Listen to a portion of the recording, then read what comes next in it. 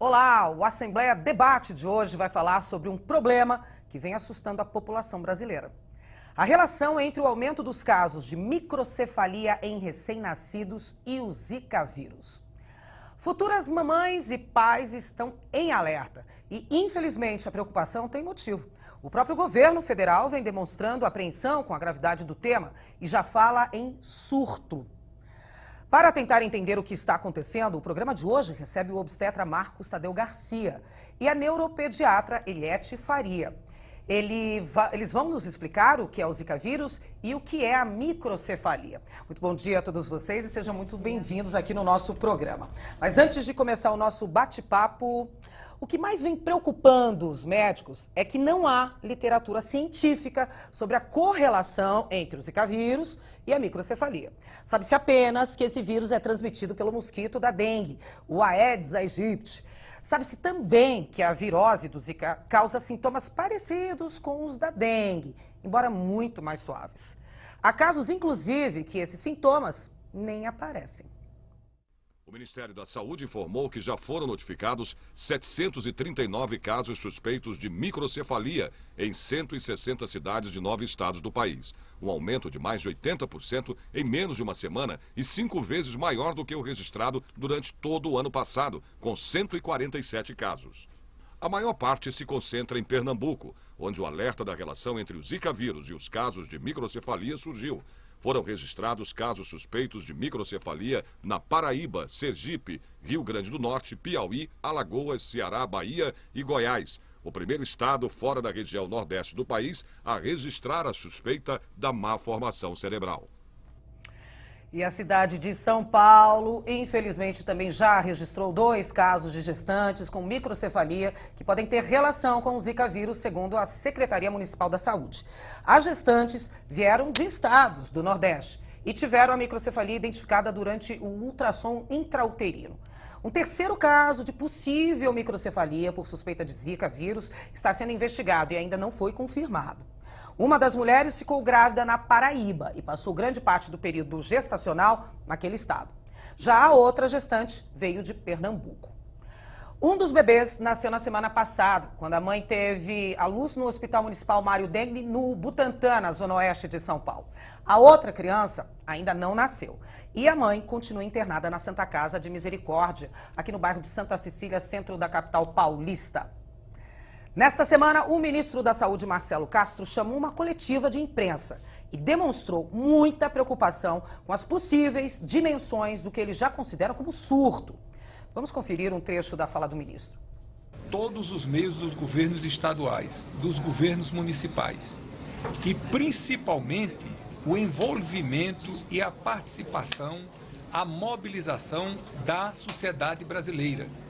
Essa é uma luta que sozinho nós não seremos vitoriosos.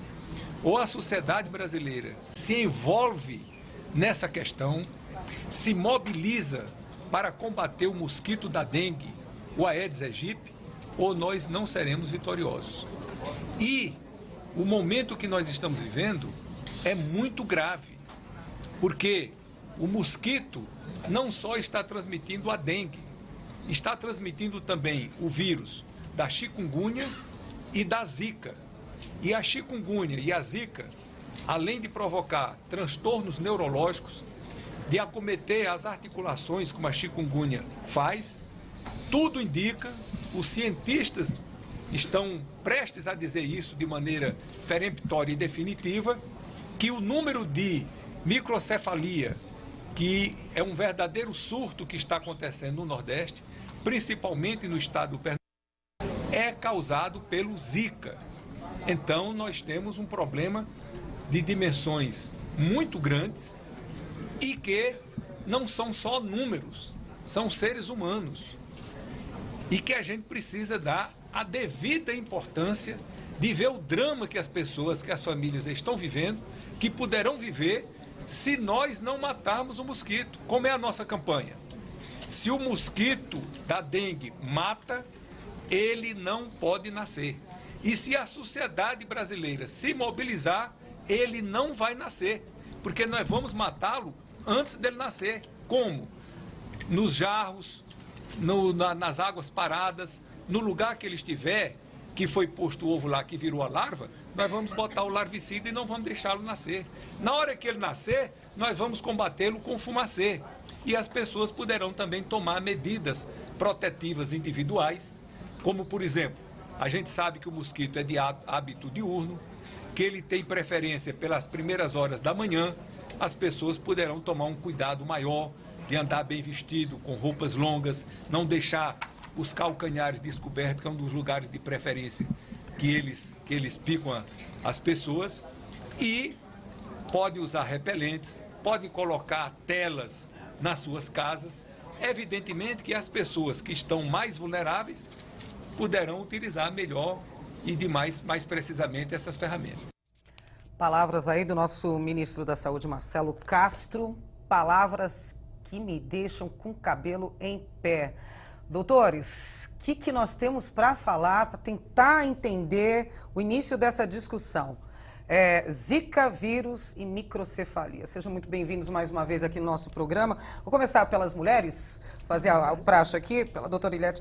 A senhora, vou chamar de senhora pelo doutorado, é neuropediatra. Cuida dessa parte aí que muito provavelmente esse vírus esteja causando.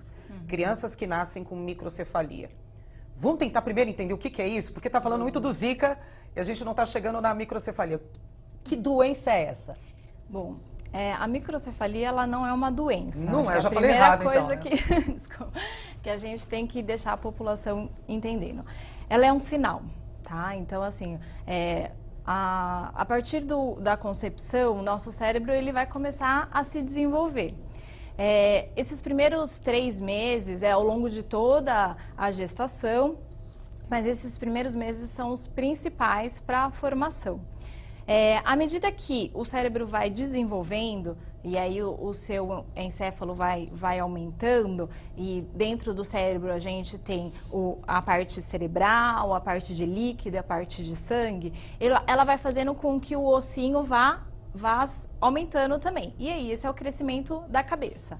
Algumas coisas alguns insultos no início da gestação, principalmente, ou no final, que podem comprometer esse desenvolvimento, vai afetar o tamanho da cabeça. Então, isso é um sinal que qualquer um pode ver ou medir e detectar que alguma coisa do desenvolvimento não foi bem. Então, essa é a primeira coisa para se entender. Para se entender, tá. Sim. Então, a microcefalia a gente já conhece há muito tempo. A microcefalia não é novidade. Ela não é novidade, infelizmente. Ela vem resultante de alguma coisa que aconteceu. Isso pode ser genético, uma alteração genética. Isso pode ser resultado de uma radiação ionizante, de drogas, inclusive o álcool. Então, é muito importante esses hábitos. Sim. E infecções. E também falta de oxigênio. Então, algum problema da placenta, que o sanguinho não está chegando corretamente, isso pode acontecer. E as infecções? Então, isso são as infecções congênitas. A gente conhece várias, né? A gente conhece toxoplasmose, citomegalo, rubéola. E agora, provavelmente, uma nova infecção está acometendo essas crianças. Que eu ia entrar. E a gente fala que conhece algumas infecções, algumas aí que já estão no histórico da medicina. Mas daí entra o Zika vírus, que pelo que me parece, às vezes você não tem nem o sintoma, você não sabe nem que você está. Uma gripinha. Doutor Marcos, me ajuda a entender essa história toda. Então, o que nos preocupa também é até o número de casos, né? Porque se a gente pegar o histórico, nós temos os casos de microcefalia, mas não eram tão importantes assim pelo número que está acontecendo. Então, a primeira coisa, nós temos que tentar fazer uma relação de qual a causa. Se realmente é o Zika, a gente não sabe se é o Zika, se é uma outra coisa. Se é o Zika mais alguma coisa. Será que essas gestantes têm mais alguma coisa e o Zika teve essa porta aberta de conseguir chegar até o bebê? Então, tem muitos questionamentos, muitas perguntas e poucas respostas. A gente tem também o outro lado aí, eu vi o ministro pedindo ajuda, né, clamando para a população, olha, depende da gente aí ajudar a combater a formação aí dos mosquitos, né, a proliferação, telas, não cobrir canela, andar bem vestido. A gente está entrando no verão e a temperatura está cada vez maior. ninguém quer dormir nem com lençol, né? Nesse calor aí que tem. Como é que fica essa situação? Como é que a gente se protege? Vai ter que andar todo mundo com tela no corpo, todo mundo com... Infelizmente é o que a gente tem de medidas, né? São medidas ainda muito poucas que a gente já tenta há muito tempo com a dengue e infelizmente a gente não está conseguindo. Talvez tenha que ter mais campanhas, talvez precisasse de uma situação alarmante como essa, enquanto está se tentando estudar vacinas e outras medidas, mosquito modificado, enfim. Mas o que a gente tem que fazer agora é uso de repelente, prescrito pelo seu médico. Repelente. Ginecologista, Repelente ajuda a obstetra. repelir realmente? O mosquito também? Ajuda. Ajuda. Então, as medidas no pré-natal são fundamentais. Isso que eu ia falar, e se grávida pode usar repelente? Então, vamos por partes. voltar um pouquinho. Primeiro, tem pessoas não grávidas chegando aos consultórios, procurando os médicos, perguntando: doutor, estou preocupado, eu queria engravidar, eu posso engravidar ou não posso? Não existe ainda nada que a gente contraindique formalmente que ela possa engravidar. Tá. Mas é evidente que a situação nos preocupa. Então, a gente vai ter que tomar, nós vamos ter que tomar condutas, a população vai ter que tomar um cuidado. Porque a gente está vendo toda essa questão do Aedes há algum tempo. E parece que a gente não está tomando a atitude que deveria. A gente vê aqui em São Paulo, principalmente, nos lugares mais altos, que a água não chega para a população, por uma questão de pressão. E a gente viu no decorrer do ano que a população começou a captar água. Então, essa captação de água... Esse incentivo, inclusive, as para a população pessoas têm captar. que repensar o que estão fazendo, porque eles estão captando, mas estão armazenando de forma certa. Eles estão protegidos, porque de repente nós estamos formando verdadeiros criadouros nas nossas casas. Então, a população tem que olhar toda semana, existe uma campanha para isso, todo final de semana, vamos olhar cada ponto da nossa casa que pode estar funcionando como criadouro. Então, a gente tem que, não é só o vaso, a gente tem que procurar aquela água que muitas vezes nós estamos captando, se ela está coberta, se ela está protegida. Até do vaso sanitário, a gente às vezes tem casa que tem mais de um banheiro, aquele mais de um banheiro não é usado, o lavabo, né, enfim. A maioria da população não se preocupa muito com a proteção mecânica contra o Aedes aegypti. Nós vamos ter que repensar, as telas são importantes, a questão do repelente. A gente estava um pouco relutante, talvez, em questão ao repelente, mas a gente tem que ponderar. E hoje está se vendo que o repelente não é um problema para gestante. Não era isso que eu ia E a gente tem um problema que pode ser grave. Então, eu acho que a indicação é o repelente, exatamente. E o repelente é importante você... primeira coisa que você tem que pôr por cima da roupa também, porque muita gente acha que o Aedes não pica através da roupa, e ele pica através da roupa. Mas, rapaz... Então, não adianta você colocar o repelente na perna e colocar a calça. Você tem que colocar o repelente em cima, o spray em cima da roupa, porque ele faz uma nuvem, e aí ele não deixa o Aedes chegar. É o mecanismo. Outra coisa, temos que usar, estamos no verão, mas nós vamos ter que usar calças compridas, nós vamos ter que usar meia para evitar. A grávida vai ter que tomar um cuidado maior enquanto a gente não ficar um pouco mais tranquilo em relação a isso. Nossa. Então, você tem aquela mulher que quer engravidar e aquela mulher que está grávida, que está vindo nos procurar e preocupada. Qual é a orientação? A orientação vai sofrer um pouquinho com o calor, vai cuidar da sua casa, vai olhar onde que ela pode ter criadouros, ela vai, de preferência, usar tela, ela vai usar o repelente. Eu tô aqui, e o repelente, eu tô pensando em 2 vasos que eu tenho lá em casa que precisa dar uma verificada. Todo mundo tem que fazer esse questionamento. E não é só isso, parar para pensar, tem que procurar. Sei, sim. E a questão do repelente também não é você usar uma vez ao dia, porque tem repelente, a icaridina, por exemplo, ela tem uma ação durante 10 horas. A gente sabe que é mais durante o dia. Não adianta você pôr à noite, você vai ter que pôr de manhã e depois repetir. Agora, tem outros repelentes que a ação é durante 6 horas. Então, dependente do repelente que você usar, você tem que ver quantas vezes você vai ter que repetir para você estar protegido. Ralo que a gente fica aí muito tempo, ralos também, normal. Da cozinha a gente não lava toda semana ou lava a cada 15 dias. Tem alguma coisa pra gente colocar em ralos, assim, algum pozinho, água sanitária, que, não sei, que a gente ajude? Eu sei que não é a área específica de vocês, mas, enfim. O importante é a gente deixar os ambientes secos. Secos. A gente não pode ter os criadouros. Então, quanto mais... A preocupação que você vai ter de colocar um material, que eu não sei te responder se resolveria, que deveria ser. Eu te diria que a melhor atitude é deixar um ambiente seco. Não deixar nada empoçado. Tampado, Essa é a talvez. medida. O ralo, como você disse, se a gente puder ter a preferência daquele ralo que fecha, Sim, tem seria a- muito mais... A abre e grelhinha que fecha. fecha é muito mais interessante. Olha, tá realmente assustadora Nós aqui, vamos- tá assustadora. A gente falou que grávida pode usar repelente. Crianças podem usar também, bebezinhos? Pode usar. Pode usar. É prescrito pelo seu pediatra. Desde né? que sim, não vai chegar na farmácia e sair comprando, Exatamente. nem nada. Precisa Aí ser- a gente tem a voltar um pouquinho na microcefalia. Quem é essa criança que vai nascer com essa característica?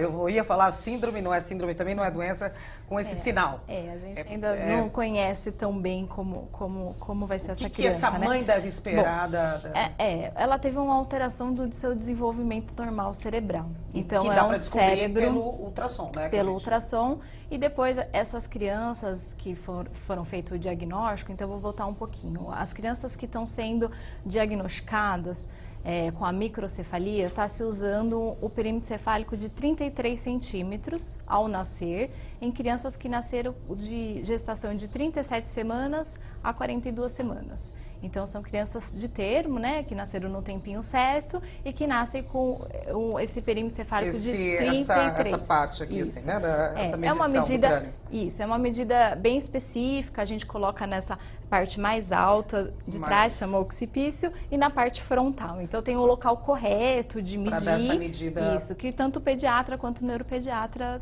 é formado para isso. Então, feita essa medida, então é importante porque às vezes a mãe em casa vai começar a medir e às vezes pode se assustar porque não mediu exatamente. Cuidado então, mães, vamos por partes. É totalmente compreensível, fica todo mundo muito preocupado, mas existe o local correto. Então, foi determinado o número de 33, tá? É um número, a gente tem uma tabela, e essa tabela foi feita a partir de um grande estudo, em que se mede a cabeça de várias crianças em diferentes idades. Para conseguir chegar nesse Isso, padrão. então a gente tem um nessa padrão média. de mulheres e um padrão de meninos. Tá. E aí, a partir desse padrão, a gente mede.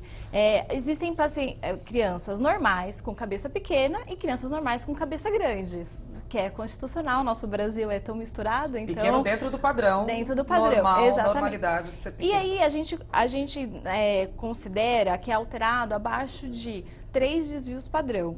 Mas, nesse caso, nós estamos considerando 2 desvios. Por quê?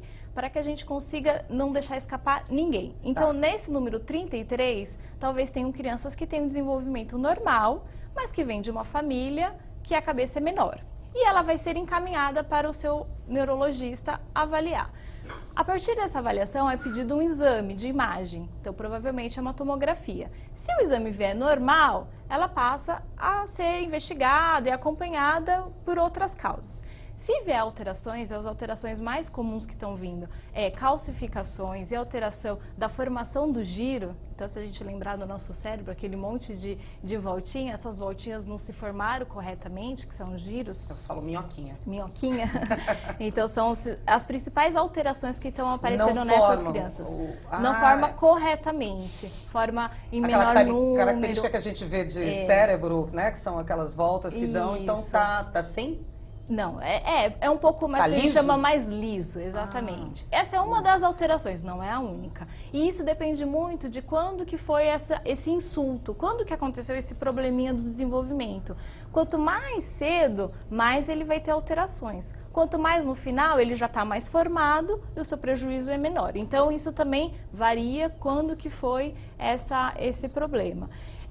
E aí essas crianças com essas alterações da formação, calcificações, elas costumam ter alteração da inteligência, com déficits da inteligência, elas podem ter epilepsia, crises de convulsão, elas podem ter alteração de comportamento, e aí isso varia de caso a caso, né?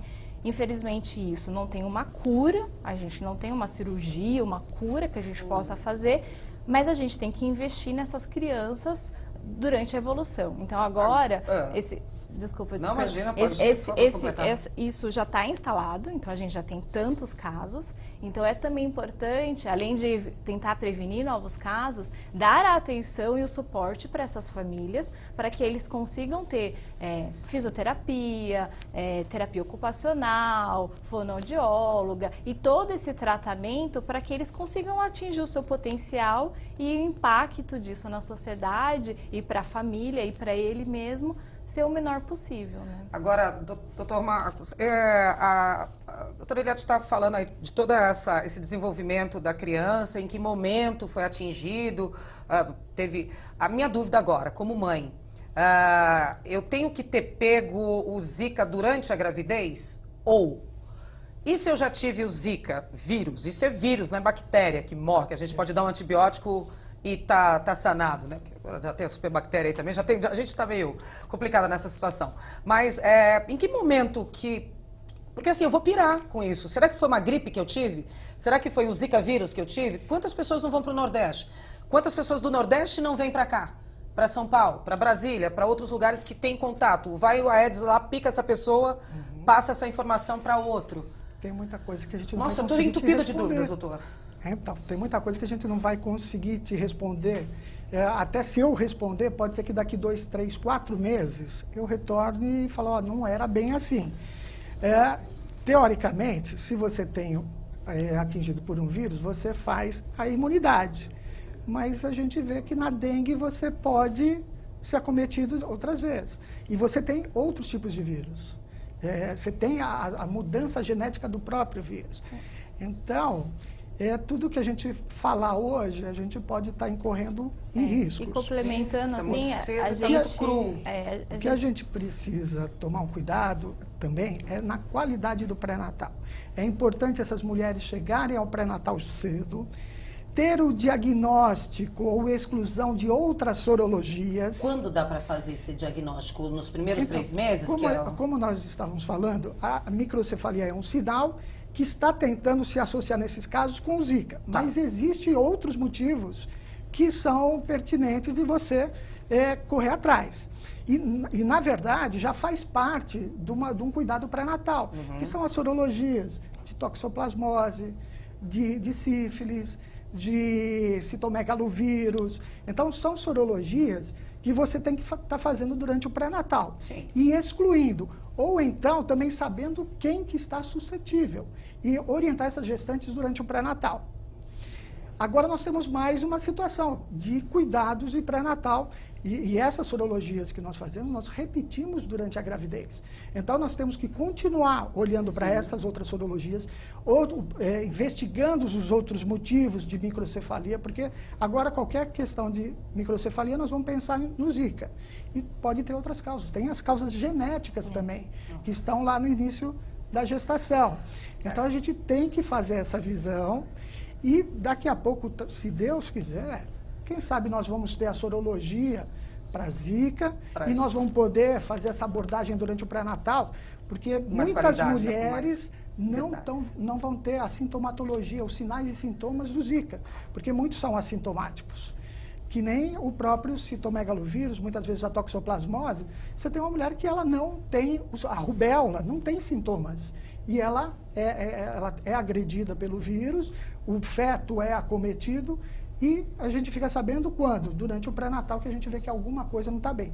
Então, importante o pré-natal, importante a palpação obstétrica, o obstetra ver que esse bebê está crescendo bem, que as medidas da altura uterina estão sendo bem acompanhadas, porque tem outros motivos, além da microcefalia, tem a própria restrição do crescimento fetal.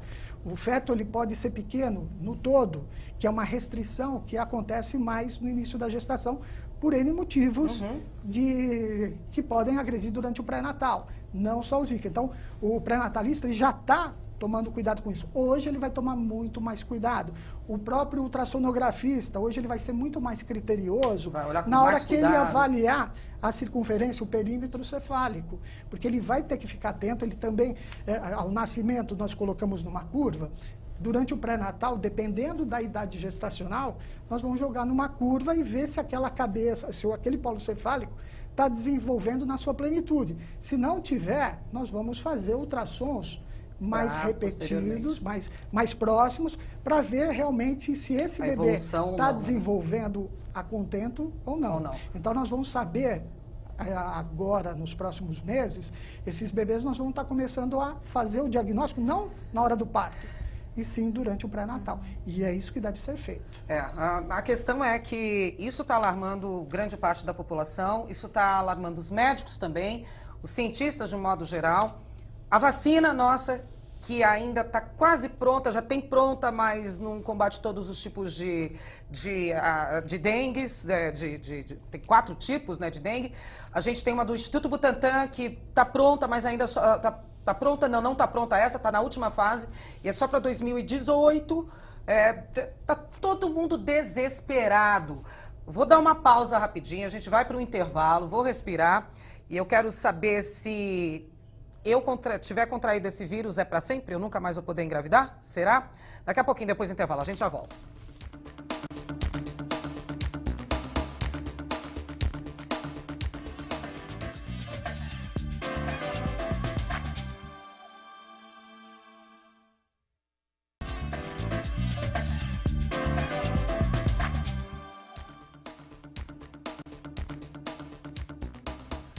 Voltamos com o programa Assembleia Debate, que nesta semana aborda um tema muito delicado: a correlação do aumento dos casos de microcefalia em recém-nascidos e o vírus Zika. Essa semana, o ministro da Saúde, Marcelo Castro, chamou a situação de surto. Disse que os casos devem se espalhar pelo país e afirmou que os órgãos internacionais de saúde já estão alertados sobre o que está acontecendo aqui no Brasil. Vamos conferir, então, mais um trecho da entrevista do ministro. Por enquanto, os casos estão restritos ao Nordeste. Mas, o que é que todos os infectologistas dizem, ou pelo menos o que eu tenho conversado, é que não ficará restrito ao Nordeste. Se é um vírus que está causando a microcefalia, e esse vírus está espalhado por outros estados do Brasil, ele vai causar em todos os outros estados. E mais, devido à mobilização que tem hoje no mundo, ele vai se espalhar por outros países. Então, imediatamente, nós comunicamos a OPAS, ali em Washington, comunicamos a OMS em Genebra, a Organização Mundial de Saúde, a OMS, e todos estão acompanhando, porque isso é uma enfermidade, um surto de interesse internacional, de interesse do Brasil e de interesse de todos os países. Porque é uma coisa que está acontecendo agora no Brasil e, evidentemente, o mundo todo. A Organização Mundial de Saúde, na semana passada, esteve aqui a presidente da Organização Mundial de Saúde, esteve a presidente da OPAS, e nós relatamos para elas, para ambas, a situação que nós estamos vivendo. Mostramos as tecnologias que nós estamos aplicando, o que é que já temos feito, e, evidentemente, que tudo isso que nós estamos fazendo, está o Molina aqui, que é o representante da OPAS aqui no Brasil, acompanhando e validando o que nós estamos fazendo hoje aqui. Antes de dar continuidade ao nosso debate aqui, ao nosso bate-papo sobre a relação aí entre o Zika vírus e a microcefalia, o ministro da Saúde fez mais uma fala e a gente vai acompanhar agora. Esse é um problema que está entregue aos cientistas, aos pesquisadores. Quem sou eu para me antecipar a eles? O que eles estão dizendo é que nós podemos afirmar com segurança que é acima de 90% a probabilidade de ser verdadeiramente o Zika. Há uns pesquisadores que chegam a dizer que é de 99,5% de certeza que é o Zika vírus. Mas nós, se nós tivéssemos uma literatura internacional que nos respaldasse, não tinha nenhum problema. Quer dizer, se a literatura do mundo diz que Zika causa microcefalia e nós tivemos um surto de Zika e tivemos 9 meses depois um número muito grande de microcefalia, estaria feita a correlação, não teria nenhum problema. O problema é que tudo o que está acontecendo hoje no Brasil é uma coisa de primeira vez, é inédito. Isso nunca aconteceu. No mundo todo não há um caso de epidemia de Zika e nem um caso de surto de microcefalia, como está acontecendo hoje aqui no Brasil. Aí eu volto a perguntar aqui. Deixei uma interrogação aqui no ar antes do nosso intervalo, que era sobre, uma vez peguei o vírus Zika, eu vou ter o Zika no meu corpo para o resto da vida e ele pode se manifestar ao longo? Eu sei que são perguntas recentes e coisas que ainda os nossos cientistas não estão sabendo aqui, mas é inevitável, doutor Marcos. Ter o Zika você não vai ter, vai ter anticorpos. Tá. Mas se esses anticorpos eles vão nos proteger a uma nova infecção futura, não sabemos dizer. Até não podemos dizer que ele não vai mudar geneticamente esse vírus.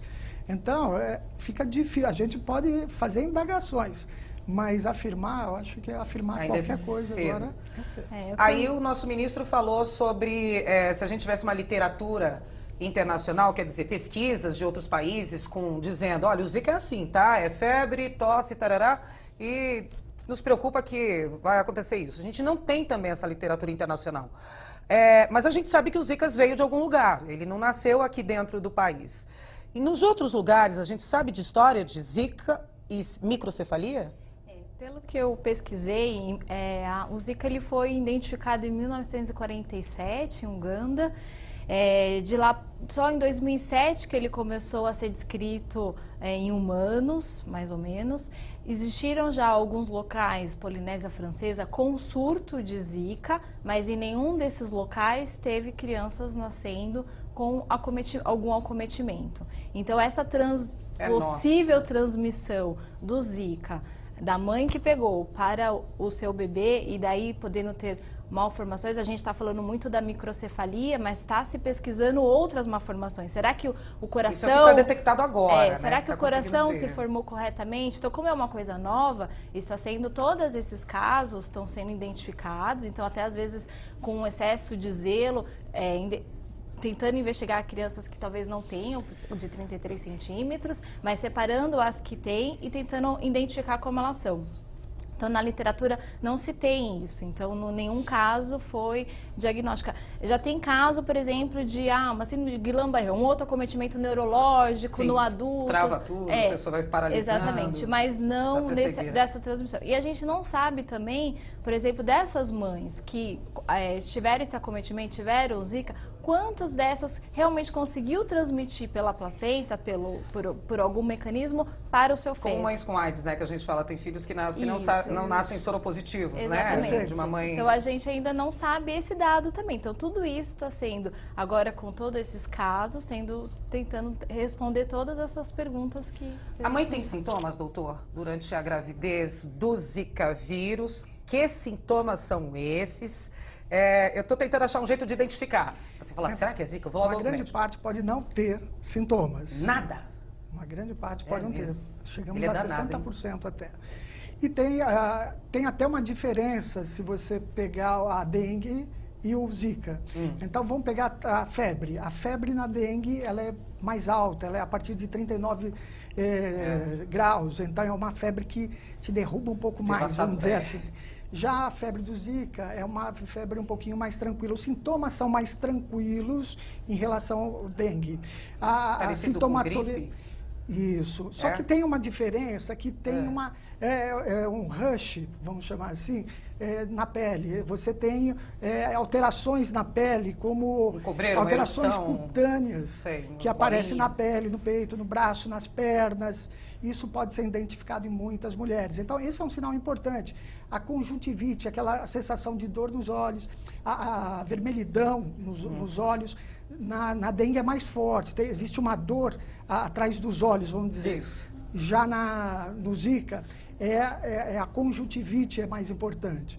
Então, você tem a conjuntivite, a sensação, a pele, você tem uma dor articular também e esse sinal cutâneo dessa vermelhidão. Isso são os sinais mais importantes, sinais e sintomas mais importantes que a gente pode dizer em relação ao Zika. Só que a grande maioria não necessariamente vai ter. É qualquer ultrassom que a gente detecta esse aumento, diminuição, na verdade, do crânio, da formação aí do crânio, é no ultrassom? E qualquer ultrassom? Eu fico imaginando assim, São Paulo parece ser um mundo à parte, né? Porque a gente tem bons hospitais, ótimos hospitais aqui, referência para vários cantos do Brasil. O Nordeste, geralmente, Norte e Nordeste são regiões menos agraciadas, né? Com tecnologias, enfim. Qualquer ultrassom pode detectar. A ultrassonografia obstétrica faz parte do exame, a mensuração do sim, polo claro. cefálico. Sim. Então, o obstetra, o fetólogo que estiver fazendo o ultrassom, ele vai estar atento, ele vai estar fazendo essas medidas, ele vai jogar na tabela, isso, existe um programa, existe o software que ele vai colocar e ele vai ver que está abaixo e que chama atenção. Ele pode não dar um diagnóstico ali, mas ele chama atenção e ele vai sugerir que esse ultrassom seja repetido um pouquinho mais para frente. Ele vai tomar o cuidado de procurar outras alterações.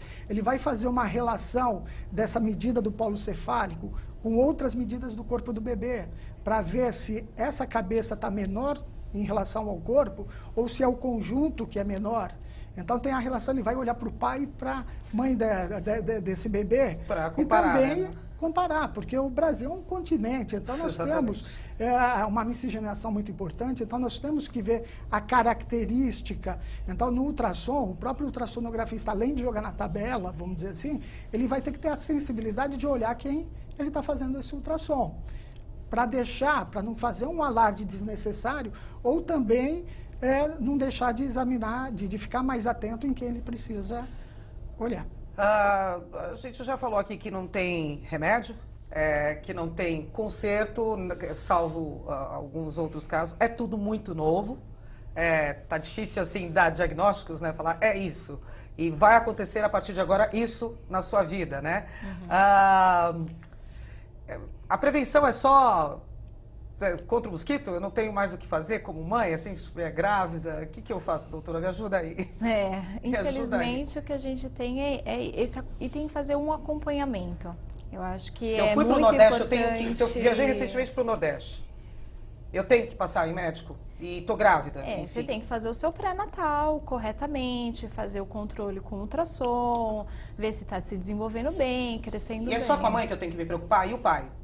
Assim, se eu engravidar e meu marido tiver o Zika? A princípio não foi falado nada sobre isso. Sexualmente transmissível.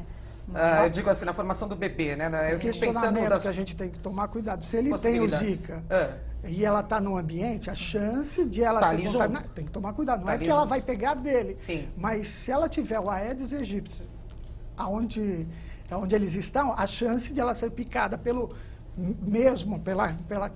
por aqueles Aedes que estão lá na casa dela, no ambiente que ela trabalha, isso pode acontecer. Então, mais uma vez, eu acho que a gente tem que dividir isso e chamar atenção para a população.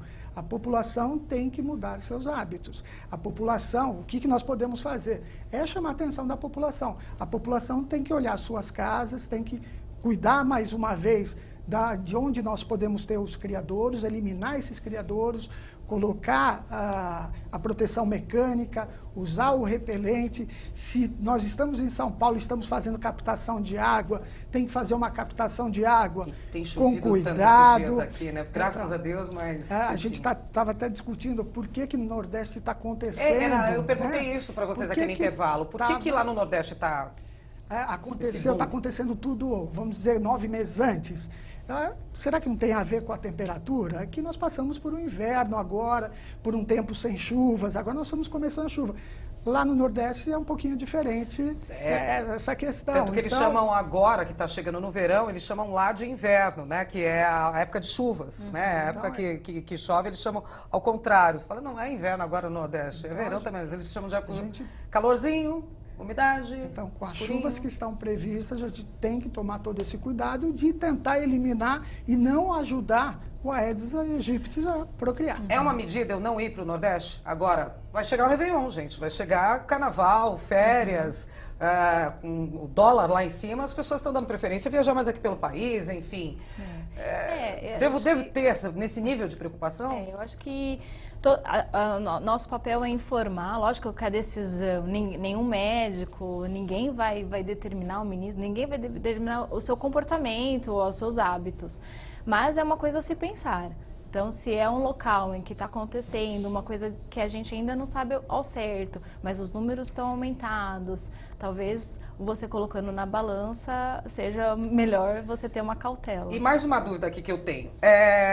A gente teve uma colega nossa aqui da redação, ela engravidou, já está com a filha dela linda, maravilhosa, e durante a gravidez ela teve dengue.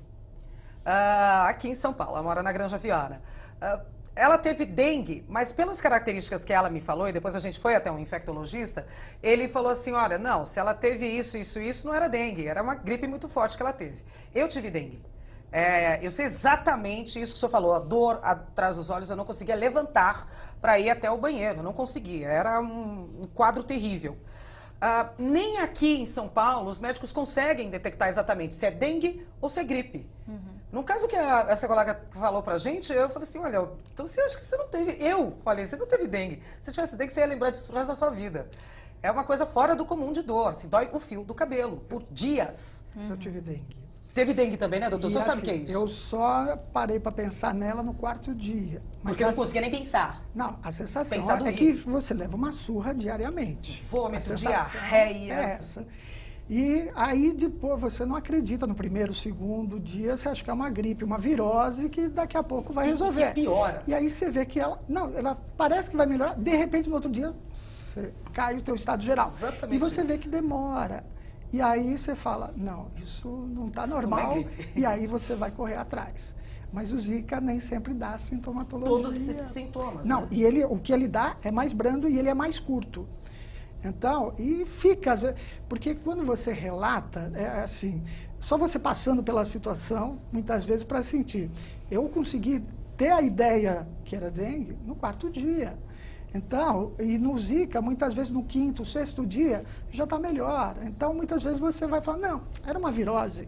E grande parte não vai ter. Então, nós vamos ter essa confusão ainda. Eu tive, tem uns 15, 20 anos, isso foi lá no Rio de Janeiro que eu peguei, na época eu morava ainda lá, e foi quando começou a se falar bastante nos surtos aí de 20, 25 anos atrás eu peguei. E eu não vou esquecer nunca dos sintomas. Quem teve não vai esquecer nunca. E não é, gente, não é uma gripinha forte, não. É bem pior. 10 vezes essa gripinha forte aí, vindo com vômito e diarreia.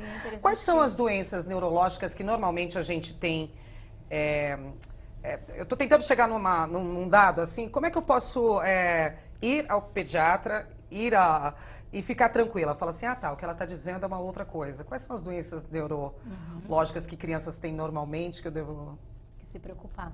No exame do pediatra, depois na puericultura, após o nascimento, nesse acompanhamento, ele vai fazer a medida da cabeça, que é um sinal então, que a gente consegue indiretamente já saber, tá crescendo normalmente, então muito provavelmente está desenvolvendo bem. E aí tem outros sinais do desenvolvimento. Então, se está tendo um contato visual adequado, isso é conforme cada mês que a criança nos que é assim mesmo, primeiros 2 anos, ela muda muito, a cada mês é uma criança diferente. Então, o seu contato com a troca com a mãe, com o ambiente, a parte motora, então, o momento de sentar, o momento de engatinhar. Então, a partir daí, você consegue ver se o desenvolvimento da criança está adequado. Mas, para isso, você tem que acompanhar com o médico. Então, a gente, com olhos de mães, a gente... E, às vezes não consegue detectar algumas coisas sutis. E a partir daí o pediatra encaminha para o neurologista quando ele tem alguma suspeita. Quando o ministro fala surto, estamos em alerta, situação de surto, o que isso significa na medicina? Para mim, surto é uma coisa sem controle e eu entro no desespero. O que significa para vocês dessa área de medicina? É um alerta de quê? Todo mundo tem que parar e refletir para o que está acontecendo e tomar atitudes que sejam pertinentes.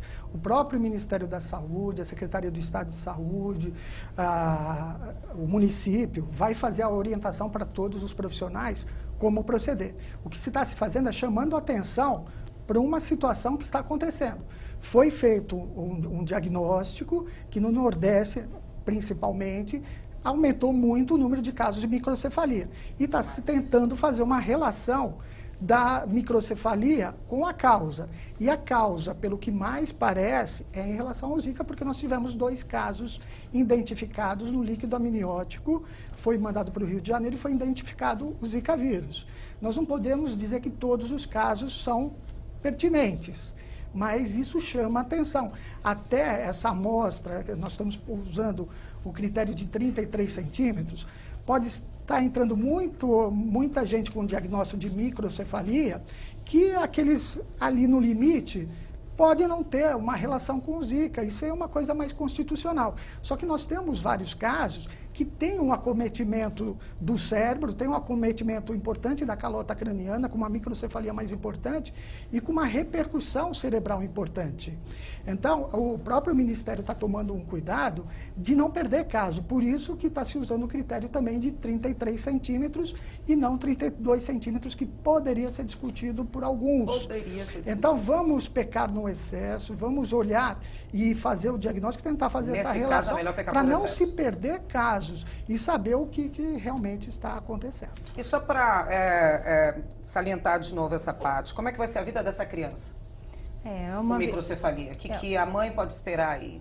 É uma criança que vai ter que ser acompanhada e estimulada. Existem tipos de microcefalia? Ou é só um? Não. A microcefalia é o tamanho abaixo e aí do padrão. Então vão existir várias etiologias, várias causas para isso. Se foi uma doença, uma infecção. E ela muito possivelmente, mais de 90% dos casos, vai ter um atraso da inteligência, um déficit intelectual. Isso então é uma característica. É uma característica. Vem com essa característica. Isso. Só que assim, as crianças, motor também pode acontecer, epilepsia pode acontecer e alterações de comportamento. São os principais acometimentos que a gente pode ter. Não necessariamente todos. Não necessariamente todos e em graus muito variados. Então, crianças que são estimuladas. Então, a gente já tem esse sinal, a gente já viu que essa criança tem alguma alteração. Vamos estimulá-las. Então, isso é muito importante. Também está todo mundo muito preocupado e tem que estar preocupado com o diagnóstico, com o que está acontecendo. Mas e depois, né? Mas existe também a necessidade de acompanhar agora essas crianças e estimulá-las. Então, crianças que têm um déficit intelectual, mas são estimuladas, elas têm muito melhor prognóstico. Lá na frente, elas vão estar muito melhores. São crianças que podem trabalhar, por exemplo, que vão poder... Mas a gente precisa ter esse cuidado nesses primeiros 2 anos, 5 anos, de 2 a 5 anos, esse comecinho, porque é aí que a gente consegue determinar alguma melhora. Microcefalia vive-se normalmente o período de um ser humano? Ou ele também antecipa aí a... Ele não costuma ter déficit na sua imunidade. Tá, se ele também geral, fica aberto para propenso a outras doenças. Isso, mas pode ser uma criança, por exemplo, que tem epilepsia e aí por algum acometimento pode ter mais intercorrência, mais problemas ao longo da vida. Então tem que acompanhar. Né? É uma criança que vai ser acompanhada, a mãe também. A mãe também. Toda também. A família tem que ser acompanhada e essa preocupação com estimulação. Vocês têm uma expectativa de quando... eu não queria perguntar assim, deixa eu ver como é que eu ponho essa pergunta. O ministro aí falou que a preocupação é que o mosquito vai viajar. Ele vai viajar. Embora o país seja de dimensões continentais, já tem tempo que ele está atuando aí. O Aedes aegypti está voando, né? São Paulo tem 2 casos, mas vindo. Não é o Aedes só que está viajando, é a pessoa infectada que vem e o Aedes está aqui e vai se contaminar com aquele vírus e vai passar para outras pessoas. Então não é o Aedes que está viajando, é a pessoa que vem contaminada para cá. Ou a pessoa que vai daqui para a zona endêmica, vamos chamar assim, se contamina, vem durante a contaminação e o Aedes que está aqui pica. E aí ele vai ter estrangeiros que podem vir, e depois, quando voltar para os seus países, levar. Por isso que todo o Complicado, hein? Complicado. A gente está nos 2 minutinhos finais agora do programa. Pode colocar, doutor, por favor. Em relação ao pré-natal, eu acho que é importante a gente tomar um pouquinho de cuidado com cuidados. A mulher tem que pensar no tabagismo, no etilismo, porque são outros cuidados que faz a microcefalia e muitas vezes fica naquele borderline e as pessoas vão ficar preocupadas, muito mais preocupadas, é o Zika ou não. Então vamos ter um hábito, vamos ter um hábito melhor, vamos nos cuidar durante o pré-natal, vamos deixar o tabagismo de lado, vamos deixar as drogas de lado. Isso é mais uma ponderação importante que o próprio obstetra tem que fazer para essa mulher ter uma gravidez tranquila, para não ter o diagnóstico no ultrassom de uma restrição de crescimento por uma causa de tabagismo ou de drogas ilícitas ou por causa do etilismo, ter um diagnóstico que aquela cabeça não está crescendo o suficiente e ela fica preocupada se está com o Zika, que a gente sabe que o estrago é mais importante ainda do que o tabagismo, por exemplo. E ela cai naquela curva que o neném está... Será que é microcefalia ou não? Então, cada um tem a sua responsabilidade. Gravidez, a gente fica meio neura, assim, né? Você quer tudo perfeito, todo mundo tem que fazer o que está no seu alcance. Quais são suas palavras finais, doutora? A gente está indo para o finalzinho. O que você aconselha aí as mães também? Eu sei que o seu caso, a sua área é o depois. É o meu, um pouco é o depois, mas o que aconselha? Calma, atenção, alerta? Prevenção, né? Sempre a prevenção e, caso aconteça, ter o acompanhamento para estimular e acreditar no seu filho e aí a gente poder. Então, mas todo mundo tem que agir na prevenção, evitar os seus hábitos incorretos, nocivos e agora ter essa atenção para essas crianças também. Bom, tá aí, gente. Se estiverem com viagem marcada para o Nordeste, repense, tome cuidado. Tudo aqui que os doutores falaram, que a gente mostrou, que o nosso ministro disse, é uma situação para ficar todo mundo de cabelo em pé? Não, mas é uma situação para todo mundo ficar em alerta, sim. Então, acabou o programa? Levanta daí do sofá, vai até os seus vasinhos, vai até um banheiro que está lá abandonado com uma água empoçada ali no chuveiro, debaixo da geladeira, tem geladeiras que tem uma gaveta que pinga a água do motor, ali é um foco sensacional para a proliferação do Aedes aegypti, porque ali é quentinho, escurinho e tem umidade, tem água. Então repense aí, até eu, quando sair daqui também, chegando em casa, vou dar uma olhada lá nos meus vasinhos. São só 2, mas... pode ser o suficiente para que eu propague aí. Bom, a Assembleia Debate vai ficando por aqui. Nós esperamos que este programa possa ter sido um alerta sobre essa questão. A nossa intenção não é de forma alguma alarmar a população, e sim conscientizá-la sobre o que vem acontecendo. Essa é a nossa função. Agradeço aqui a presença dos nossos convidados e você pode acessar esse e outros programas em nossa página, ale.sp.gov.br. Até semana que vem no nosso próximo encontro. Tchau!